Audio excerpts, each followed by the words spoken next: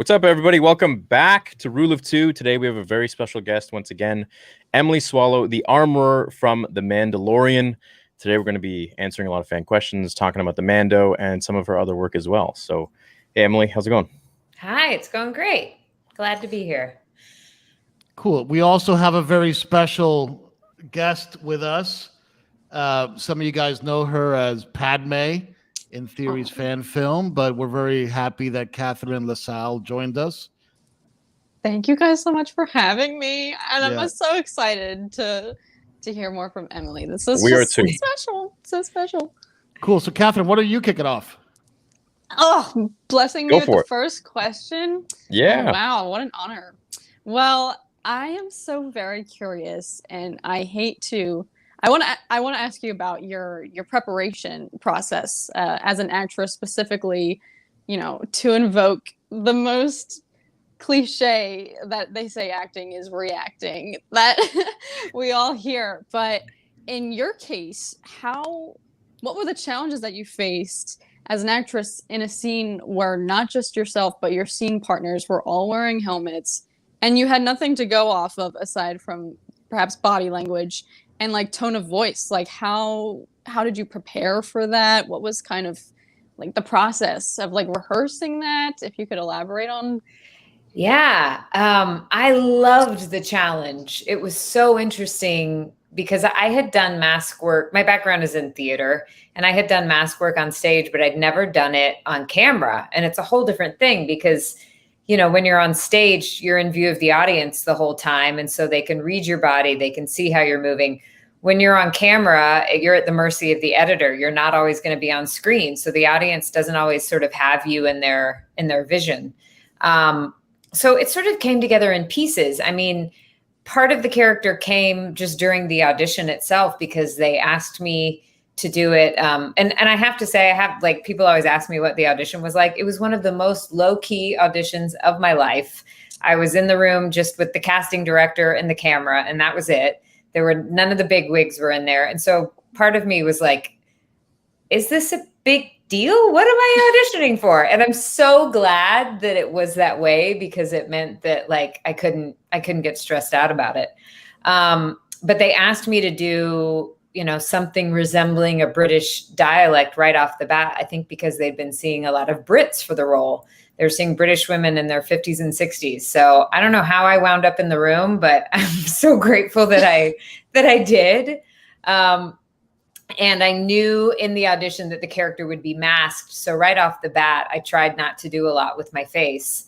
And so that sort of started to lay the groundwork. And then, it came together very gradually because I got the part and still didn't know much about it. And the next piece that sort of told me something about who she was when I started to go in for these wardrobe fittings.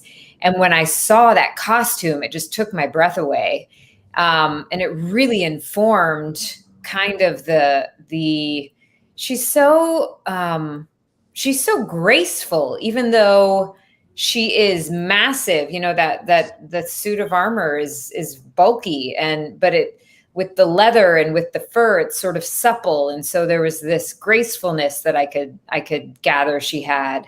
And then it wasn't until like a day before we started shooting that I got in the room with John and with Dave and got to talk more specifically about who she was and what their reference points were. And John said that he, similar to George Lucas, he had drawn a lot from Kurosawa films and from the Samurai Order. And that was tremendously helpful. And I remember I went home that night and rewatched all these Kurosawa films, like Seven Samurai, to try to get the physicality and to get just the visual inspiration. So I took all of that stuff and I put it in the mixing bowl. And then the real test, though, was when we all finally got on the set together and we saw what worked and what didn't. And it was such a joyful time of really just play because we were shooting episodes 1 and 3 at the same time. And I believe those were the first episodes to shoot. And so we were all really discovering together what the language of movement was of all the Mandalorians and what translated and what didn't. And we found out very quickly that any extraneous physical movement was really distracting. So it was important to be so specific. And that's partly, I mean, I discovered that stillness was really useful for her. And I was glad to make that discovery because it made my job easier, but also because it really does seem to convey the type of power that she has. I love that she is somebody who is patient. She listens, but she is absolutely in charge of the room. And I thought that it was the most delicious surprise at the end of season 1 to have this character who had been so calm and steady the whole season. And then, you know, you put her in a room with some stormtroopers that are incredibly disrespectful, and she just goes, you know, all hell breaks loose. But it was, you know, it was actually pretty comical as we were trying to find the movement, because none of us could see very well. We're in these helmets with like tinted visors. It's like we're all wearing sunglasses. I couldn't see down. I had no peripheral vision. So I really had to just like trust that I was going to get where I needed to go, and I wasn't going to trip, because I couldn't like look down to check where I was going. It would look ridiculous. But that set that I was in the whole time, the kind of the forge, the armory, was already really dimly lit. And then I'm wearing like sunglasses. So there were so many, I've said over and over and over, I really wish that they would release like a bloopers reel, because there were just so many ridiculous instances of like heads butting together, Mandalorians running into each other, me tripping all over the place, me trying to like figure out how to use my welding tools, my blacksmith tools, but like barely being able to pick them up because the gloves that I had on were like 3 sizes too big and I couldn't really feel anything. So I'm so grateful for the magic of the camera and getting the right shot, and the fact that it all did wind up looking really incredible, because it was a lot of mistakes as we were trying to find it, but the atmosphere allowed for that. I mean, I think that the tone that John sets is one where everyone in the room is of equal importance. There's no egos. There's nobody who, you know, gets more of a say than somebody else. Everyone has an equal say in what's going on. I mean, you know, if it's your character, like you get to kind of voice that more than random people in the room. Right. But he's just so good at listening, and he's so interested in what people have to say and what they have to share. And I think that that's one of the reasons that everyone really came to the table with their A game, and because people felt supported and people felt like there was room to make mistakes if necessary, and that would be okay. So it was a really exciting collaborative environment, and it made it so much fun to find what became the language of our movement and the way we used our voices. It was a really satisfying experience. That brings up a really interesting question that I, you know, as I was watching it, kept sort of going through my head, which is, you mentioned that, you know, after you got the role, you finally got to sit down with John and Dave. So from a kind of a creative direction standpoint and a kind of narrative leadership, what was the dynamic like between John and Dave and the director of each episode? Because all the episodes also had different directors. Sometimes it was John or Dave, but other times it was Rick or you know, Bryce Dallas Howard or, you know, or whatnot, Deborah Cho, and, you know, all this stuff. So what was the dynamic like between the director, John, and Dave? There was always collaboration going and communication going. And from what I know about how John approached all the directors, you know, he knew that he had put together a group of directors that are very unique, and each of whom has very specific talents, different ways of shooting things. And he really encouraged that. But he also made sure that everyone was on the same page about the story that we were telling. And from what I understand, he had a lot of meetings with all the directors early on so that they could get to know each other, so that they could, you know, sort of celebrate each other, so that they could be fans of the people that they were in the room with. And then in day-to-day shooting, John and Dave were very often around, but never in a pushy way. They were just there to lend support. John would step in if there was something that he felt, needed to be adjusted in order to fit with the tone maybe of what we'd already established. Dave was our go-to encyclopedia of all things Mandalorian. If you had any question about whether or not something was accurate or whether you should say something a certain way, or where, if you wanted to know backstory about where you came from, like he was the guy to go to. And that was really nice because I am constantly learning how much I don't know still about the Star Wars universe. So to have somebody who loves it so much and who knows so much was really reassuring. So it just felt like it was like there was no doubt that the director of each episode was the one who was running the show. But John and Dave were always there to support, and I think, to take care of the story and to make sure that we were hitting the marks that we needed to hit in order to preserve what we were trying to make.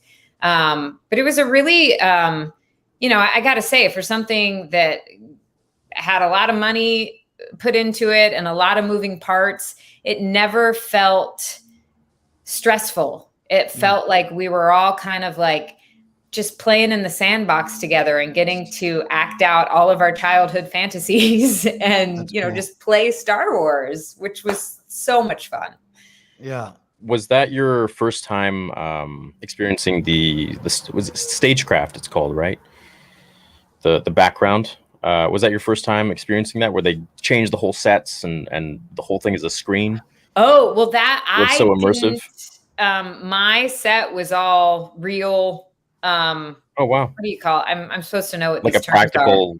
Are. Practical. Thank you. Yeah. Yes, my forgery was all practical. There were elements, like when I was burning things in the forge, and when I was mixing liquids together, there were elements that they green screened with like tiny little green screens. But I was not in the volume. I did get to kind of walk through there and see some of the things that they were doing. But I got to have a pretty practical experience, which was nice. I mean, it's fun to see what it looks like when you're working with something like that, but when you're actually in the process of making it, it's challenging to, I mean, you're just going back to when you were 6 years old and you're having to imagine everything. It shouldn't be that hard. But I felt lucky that my set was pretty practical and I got to have all the things that were supposed to be there. That's cool. Speaking of the sandbox and stuff, I'm very interested, and it doesn't matter if it's an elaborate one or a small one, or if it's just like a little tidbit, but what's your personal Star Wars story of how you got introduced to the brand and the universe and all that stuff? If you don't have one, that's also fine. But no, I do. I mean, there's never a time in my childhood when there was never like a pre-Star Wars, because I was born at some point, like while the first three were coming out. And so I was too young to get to see him in the theater. But I got to watch him at home, and I just remember I would play Ewok Adventures in my backyard. And of course I wanted to be Princess Leia, and I would try to do my hair like her, and it was miserable. It never worked. Like nowadays, I'm sure there would be a YouTube tutorial for that I could have watched to figure out how to do it. But Cat, it maybe, was, yeah, exactly. I could get that on Etsy or something. Yeah. But it was just always a part of my childhood. I mean, I have an older brother, and so he did get to see it at the theater, and came home and wanted all of the action figures and stuff. So I'm sure that's part of the reason I was into it.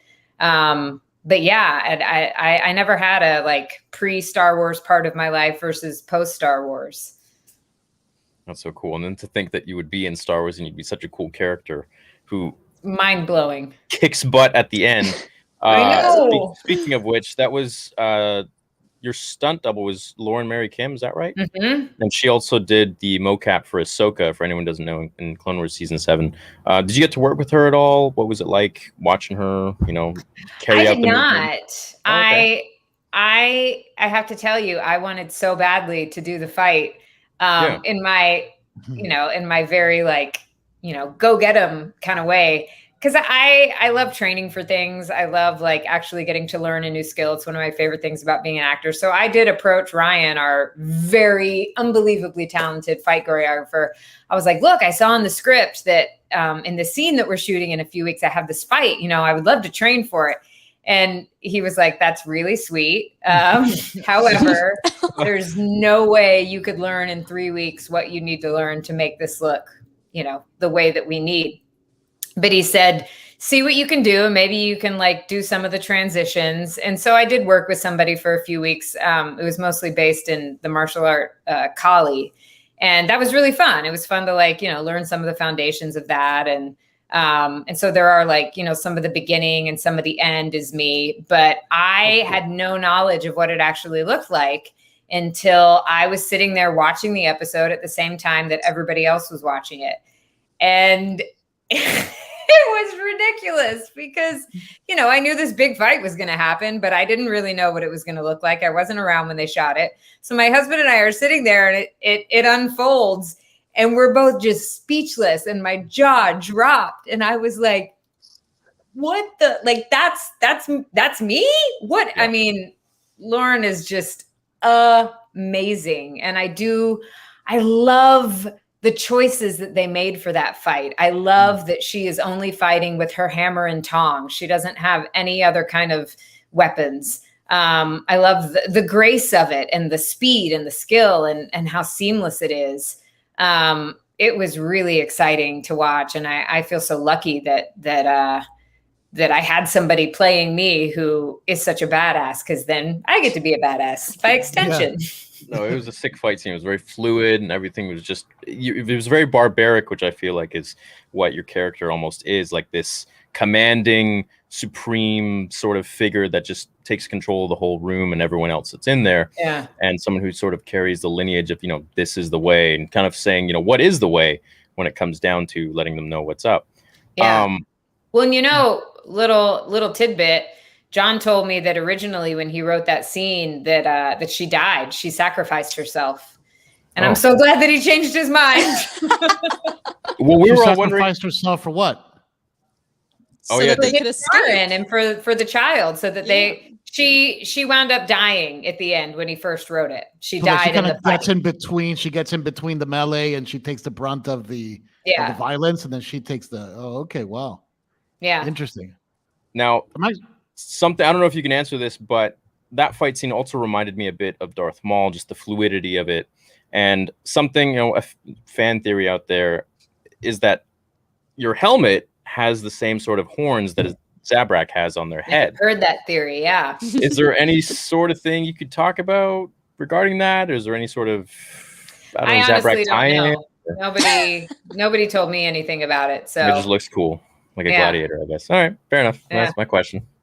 I mean, we have to admit that the armorer, as practical as she is and as skilled as she is, she's also, I think she makes some fashion choices, because she's working with fire all the time, and yet she's wearing this fur cape. So I feel like there are some adornments on her costume that might not have a purpose. They might just be because she's like, I think that looks good. Was that something that you were thinking about as you were shooting? Like, I have this fur cape that's gonna catch on fire. Like, is that? It didn't cross my mind. It's Star Wars. It's it's fire. It's Star Wars, and I feel like it's just a testament to how skilled she actually is, because she's not worried about it. Right. That's cool. That's cool. Kath, I saw you wanted to get in a question there. Oh, I was gonna backtrack like a lot, but go for it. To piggyback off of what you were saying about the energy on set. I believe I read, and correct me if I'm wrong, but you were present the day that George Lucas himself was on set. Yes. Can you speak to what the energy was like that day? Like, what was that like? It was, I was in awe. I think everybody was in awe. And he was standing there, holding court and just telling all these great stories. And the thing that I just couldn't shake was this feeling of wonder that this man who created these stories over 40 years ago with a lot of pushback, it was hard for him to get the first film made. He's still around to see what has happened after decades of like new technology and filmmaking, and so many different ways that these stories have been shot and reimagined. And it's still going. His legacy is still going, and he gets to be there for it. And I just can't imagine what that must be like. But it was, he came for John's birthday, and it was really fun to get to just sit there and stare, really. Was everyone trying to just like play it cool, like be natural, or was everyone low key like freaking out a little bit? A little bit of both, yeah. Yeah. Did he have any sort of input at all? And like, maybe that'd be cool, but what if we do this, or what if we do that in this scene? Or was there any sort of that, or was he just? I don't know. I mean, he wasn't around when I was shooting, so I can't say for sure. Okay, I would have wondered what his input would have been for stuff. Yeah. But it seems like I feel like the whole Mandalorian show kind of takes a lot of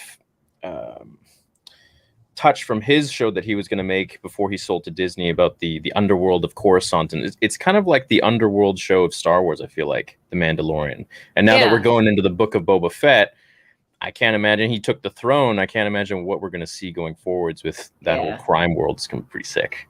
But I hope we see you again in season 3 or something. Bring all those Mandos that we saw in episode 2 of season 1 back.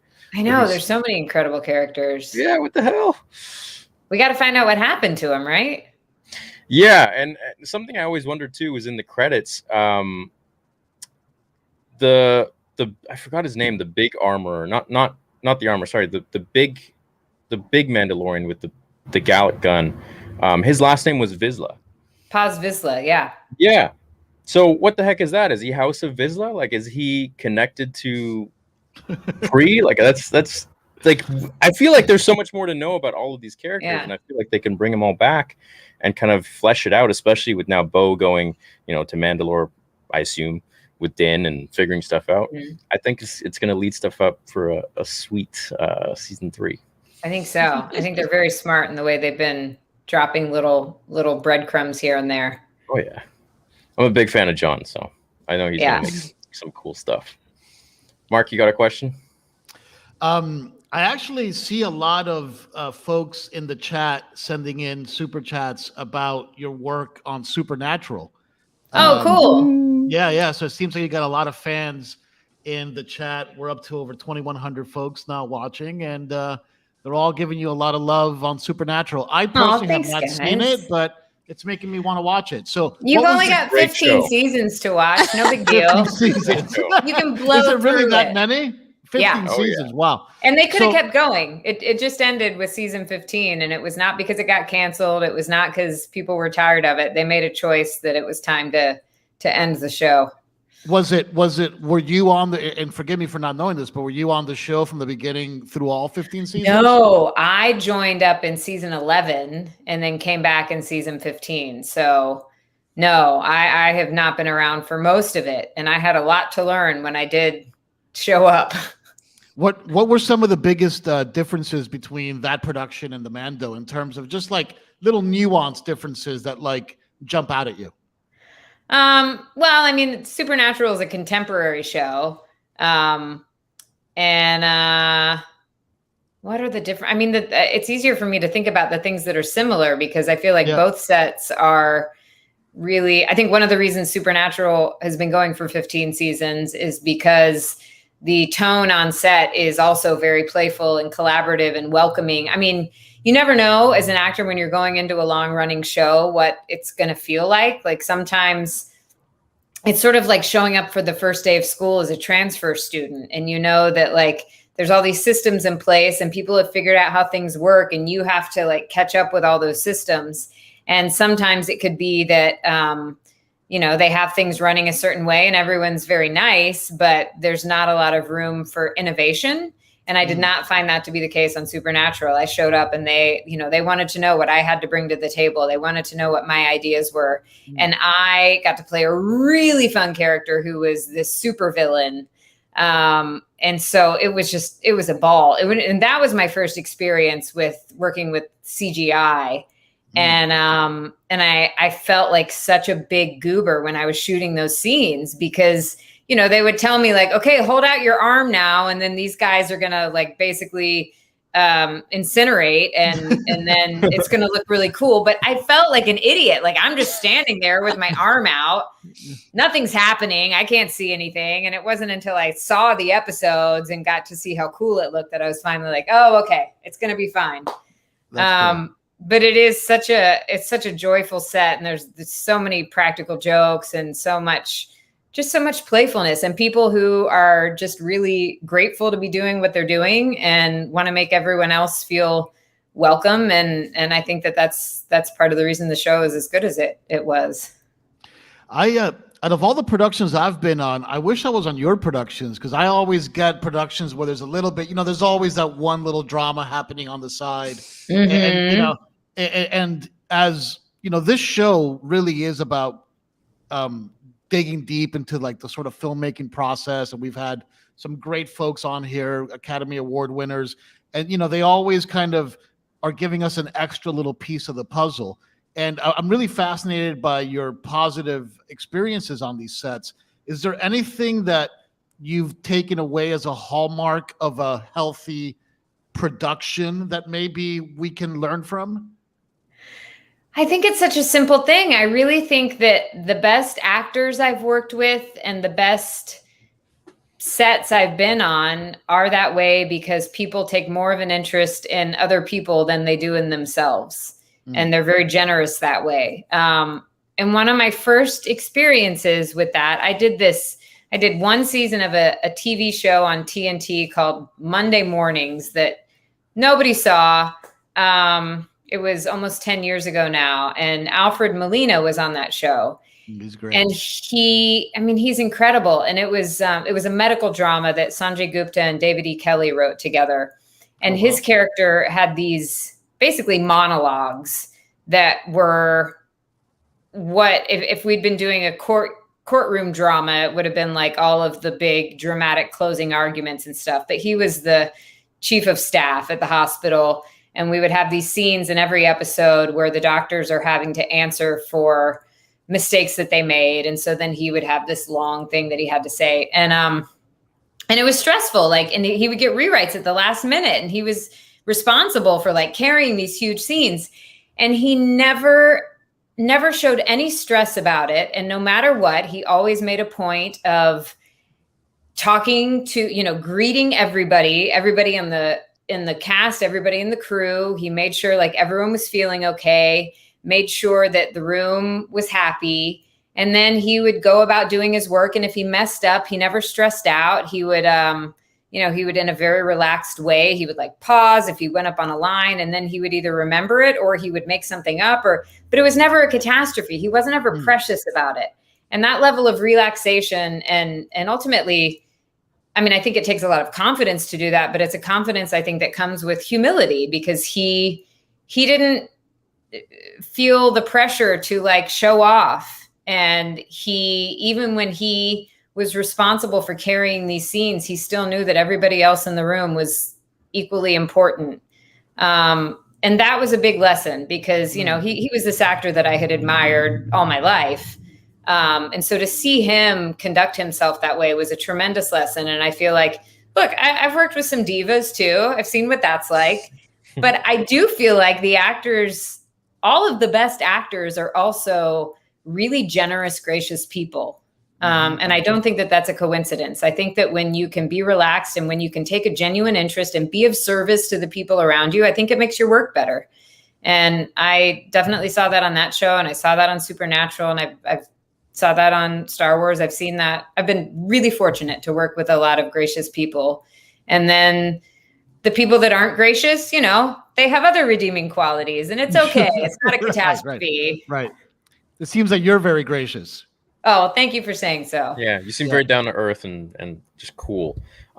Would you like to talk about your experience on The Last of Us 2? Because you also did mocap for that. Oh, yeah. Go for it. Another experience where you feel like a big idiot because of, I'm sure you've seen the mocap suits that you had to wear. Yeah. You're wearing a bodysuit with all these Velcro balls stuck on you. And that again is something where you're just having to channel your inner 6-year-old because in those studios where they have to shoot it the way all the cameras are. And I don't understand the technology. I just know that there's like these cameras everywhere that capture all of the aspects of your movement, but it means you can't really have any practical set pieces. So you have like, wire frames of things and stuff standing in for other things. And you're just having to imagine all of it. But that was a really fun experience because, partly because of how Neil, the creator of the game and the director of the game, how I had a meeting with him before I ever shot anything. And he really explained to me kind of like the legacy of The Last of Us and what it is kind of philosophically he's trying to communicate with the games and sort of the greater themes and where his passion lies within that storytelling. And so even though I only went and shot, I think it was like 2 days, but he cared enough about it to include me and like what was going on. And I got like a tour of the studio and got to see a bunch of the animators and got to see how it all worked together.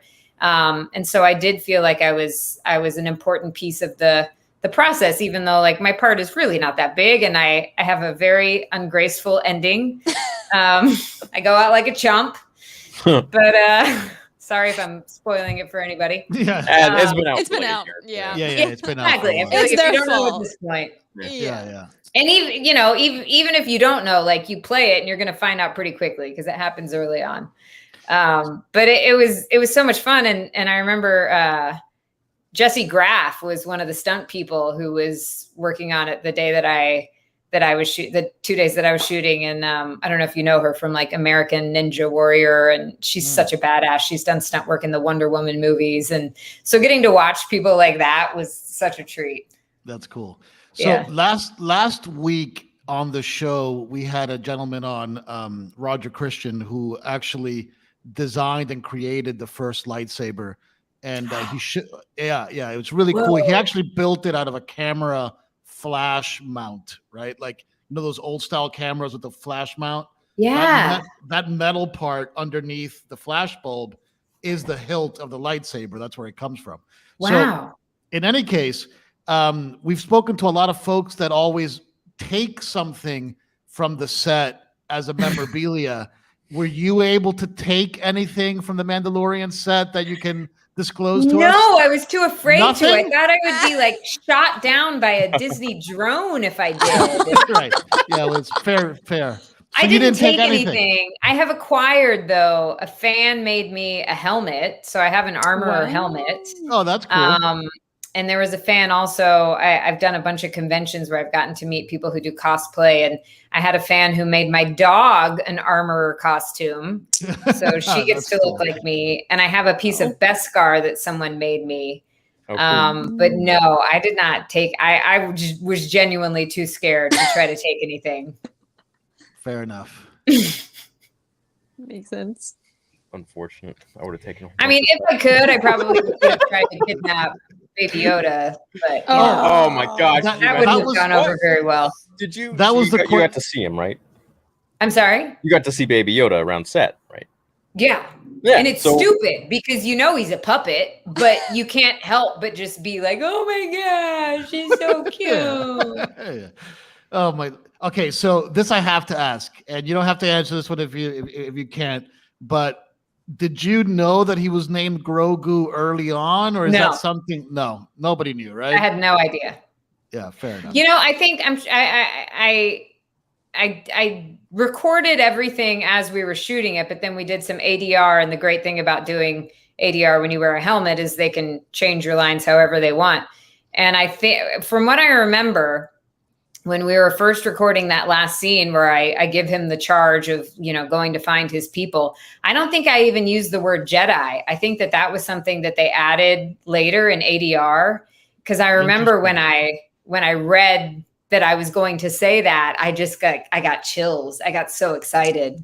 I think that they said it like in a much more vague way, and then they decided it was probably too vague. So they were specific about the fact that he was a Jedi.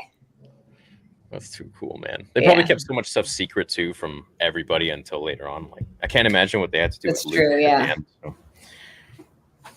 I mean, speaking of like secrets and unknown, vagueness. I mean, your character technically, like on IMDb, is like the armorer. Did you create a name for her to personalize it a bit more, or like? Let's see. I think her name's probably Brenda. No, I don't. I didn't. I like not knowing. And nobody has told me what her name actually is. I like not having a name for some reason. I like the anonymity of it. Yeah. If you were to write where she goes next, what would you want for her? The serious answer or the stupid answer? Because whatever you feel like. I did decide, because I was like, what does she do in that her, armory all by herself all the time? And I decided she probably has a disco ball that comes down, and she's got like a pretty sick karaoke machine. Oh my God. And I think, these guys are in hiding. They can't ever go out to the nightclubs or anything. So I think that she would host some good parties. But then after everyone died, she just like sat there and sang by herself. She's got a bunch of Twi'lek friends. Yeah, found all a new her club. Friends are Twi'leks. Yeah. That's so cool. You heard it here first. There we go. Canon confirmed. What I want to know what you think happened to her. Me? Yeah. I think she probably banded up together with the rest of the crew. And Mando kind of ruined it now, because now everyone knows that there are so many Mandos around. So she probably banded up with them, and maybe they are trying to, I don't know. It's kind of strange to me that they weren't in season 2. That it always bugged me. That was something I thought would have happened. At the very end, I was like, okay, so we're gonna get Moff Gideon and all of his bad guys are gonna team up with the Dark Troopers, and then we're gonna have Bo, and she's gonna bring in all of the Mandalorians that we saw in season 1. Yeah, right. And yeah, that would have been a cool fight scene, kind of like Endgame. But we didn't see that. I mean, we saw Luke, which I was pretty happy about. But I think it leaves room for season 3 of bringing them in. If we go back to Mandalore and take it back, then we could see all of them there, and maybe that's where they went. Yeah, I think we got to find out where they went. I also I think it's sort of heartbreaking, the task that she was left with of having to, and my husband always tracks down all these fan theories about things that happened. And one of the things he sent me recently pointed out that for her to be collecting all of that armor, what happened to the bodies that were wearing that armor? And did she burn them all in her forge, which I feel like is so chilling. But you do have to wonder, she had these massive piles of armor. Yeah, that's what she does when the disco ball comes out. She starts burning corpses. That's dark. A funeral raise. And then she made her own giant Mando mech warrior suit. And we could just keep going. She's coming back. She's gonna be decked out. To bring it back into reality for a second, what you mentioned, which I'm really fascinated by, because I love that concept of the continuum of George Lucas working so closely with Dave Filoni in the Clone Wars. And in the Clone Wars, they really did go deep into the sort of legacy and the lore of Mandalore and all that stuff. What were some of the highlights when you first sat with Dave and were talking about your character that he gave you for the backstory? I honestly got no backstory. Zero. Nothing. No. And if she knew, she couldn't tell us. Yeah. But no, I really didn't get anything. And I'm sure that they're geniuses, and I'm sure that they were laying out season 5 while they were still writing season 1. So they were probably just trying to protect me from accidentally giving away something I'm not supposed to. But they were very vague. And I think it was also because they wanted to let me come to my own conclusions, I guess. But no, I really didn't get anything. Anything about the relationship between you and Pedro Pascal's character that maybe we didn't see on screen, that there was some prior relationship there, or some acknowledgement of each other's existence before the event of the show? I think that there was, and this is just me talking, this is what I came up with, but it strikes me that from the very beginning, there's it feels like she knows him. And I feel like she has been watching him for a long time. And I think that she, she's one of those archetypal mentor characters, sort of like Obi-Wan Kenobi, I think. And she knows the potential that he has, but I don't think that she also knows that she can't force him into anything that he's not ready for. So I think she's sort of been watching him. She knows that he is trying to be this lone ranger and not be connected to anybody. But I think that she sort of sees that there's more to him than that, and that he has the potential to be something more and to be of service to people that he cares about, even though when we first meet him, like that's the farthest thing from his mind. But I love the way that he keeps coming back and keeps earning, in addition to like earning, armor and his signet and all that. I think he's also gaining esteem, and she's seeing that he is sort of capable of carrying more responsibility, which is why she ultimately says, all right, you're in charge of this little green guy. Whether you like it or not, this is your duty now. Without you, I don't think he would have had that little push that he needed. Yeah. So I think you're right. You really set the tone. Your character set the entire tone for the show now, and gave him that little prod. Hey, this is what you got to do now. You're in charge of this guy. And I feel like Grogu, I think his story is going to go on for the next, 10, 20 years. Not in Star Wars, but for us, I feel like it's going to go beyond episode 9. I think he's going to become the next Jedi Mandalorian. And I think he's going to learn from both Luke and Din. And he's going to be like this super badass unit that just is just like Tor Vizsla. He's a Jedi Mando. I think it's going to be pretty sweet because he's going to outlive everybody. So yeah, there's no way like everyone's true. Going to take over for the next 900 years. That's a very good point. It's a really interesting insight that I hadn't really considered so much, but like in the monomyth archetype that Star Wars is really built on, at least the first 6 movies.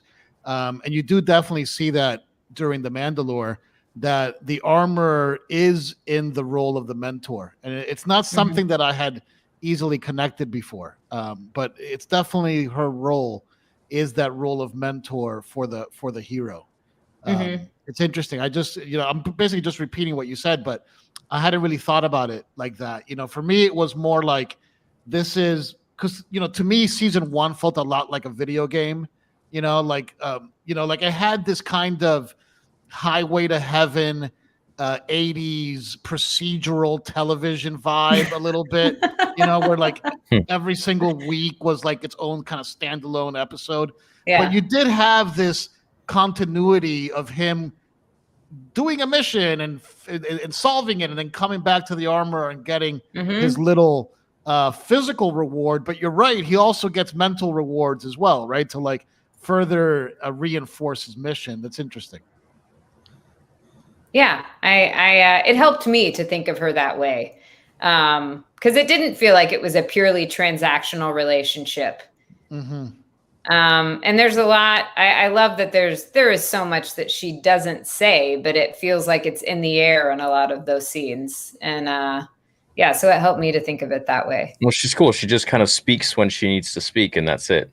Yeah, man, I could learn a lot from her that way. Me too.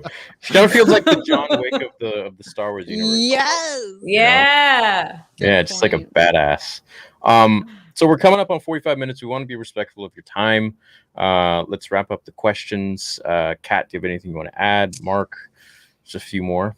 I mean, I guess just on top of all that, what do you think her view of the Jedi is? Because clearly Din offers some pushback when she's like, you have to go and willingly seek these people out. And he's like, are you kidding me? So what do you think, do you feel like she's reluctant in giving him this task? Like she low-key is like, I wish you didn't have to do this and deal with these people. Or how do you think where does she stand on this subject? I think that I think that she knows that there was a time in the past when the Mandalorians and the Jedi were able to work together in some way. And I think, and again, this is just me. This is what I came up with to help me with the character. I cannot verify whether it's true or not. But and she's somebody who talks about like the songs of eons past, and she's referencing like different prophecies and different things that have happened. And so I think that she's always sort of got an eye on the future and a better future. And I think that it would be a better future if maybe the Mandalorian and the Jedi could cooperate again. So I think that she knows that it's a challenge that she's sending him out to do this. But I think that she's somebody, it strikes me that she has, I think she has a lot of faith. I think that's one of the reasons she is so patient and she doesn't push a lot. I think she has a lot of faith that that what she has heard in different prophecies, that things will come to pass. So she's willing to ask him to do challenging, uncomfortable things for the greater good. So yeah, I think that, I don't know. I think that she's sort of hoping that it could work out, even though she knows that she's asking him to do something that's a little bit crazy. Well, I feel like your character is has been around since Order 66. I think she's been around for a while and seen a lot of things. I think she's seen the clones come in and take over Mandalore, and now they've had to relocate to this underground sort of cave and be hermits, so to speak. And she's the leader of the pack, and she's doing what she can to keep everyone in line and make sure no one breaks the rules so that they can continue to survive, because their numbers are so limited. So I hope that we're going to see a lot more of the armor again in the Mandalorian for many more seasons, and that we develop that character. And I think through her, we can learn so much about the history of Mandalore, the Mandalorians, Order 66, the Empire, and everything that went on in that time, because I feel like there's a lot of pain in those eyes. Funny to say, we haven't seen her eyes yet, but yeah, I feel like if you do take that helmet, I think she's seen a lot, and her whole stoic behavior is really emphasizing the fact that she's keeping everything in line for a reason. This is the way. You got to keep it like this, otherwise we're not going to make it. So that's what I think.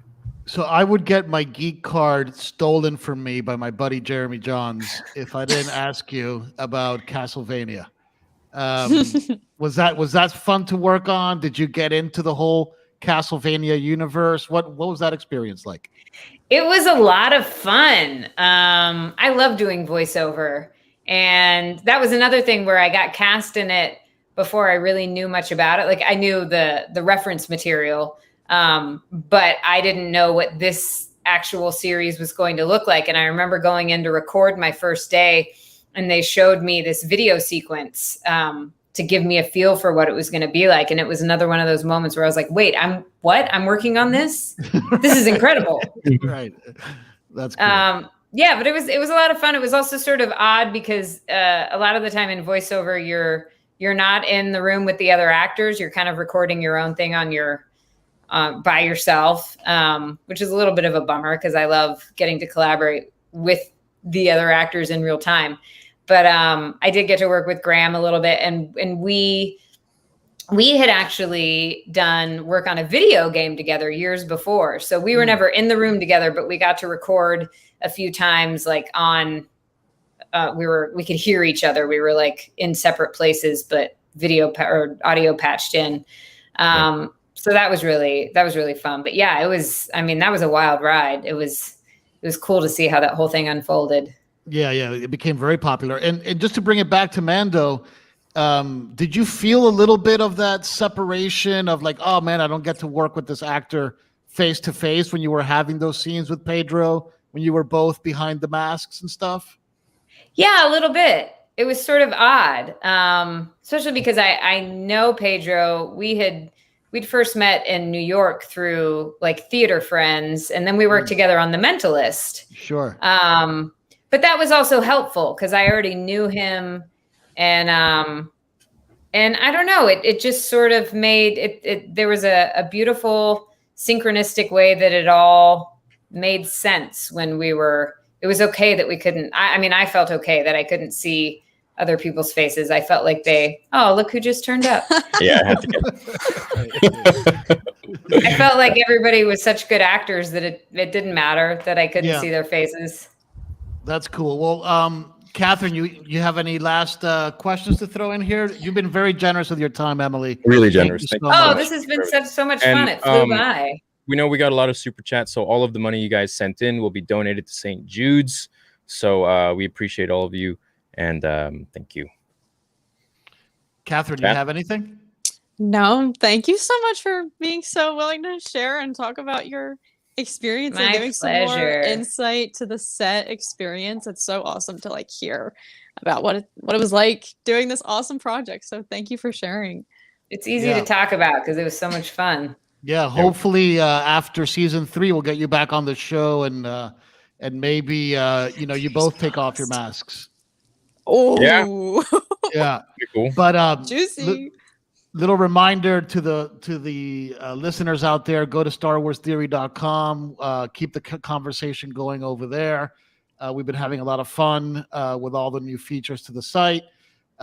Check out the podcast on Spotify. You can listen to it on Spotify and anywhere else you find podcasts. But at this point, Spotify is really the only thing I have on my phone. But Rise. So can we all get a "This is the way" as we sign out? No, not all. She should do it, right? Yeah, but hey, the chat whatever. is like. Well, the chat keeps asking, and I hate to push, so I'm just like, let's all do it. So But Emily, you comfortable with that? I can do that, sure. All right, everyone. We'll see you later. Right. Thanks so much. This is the way.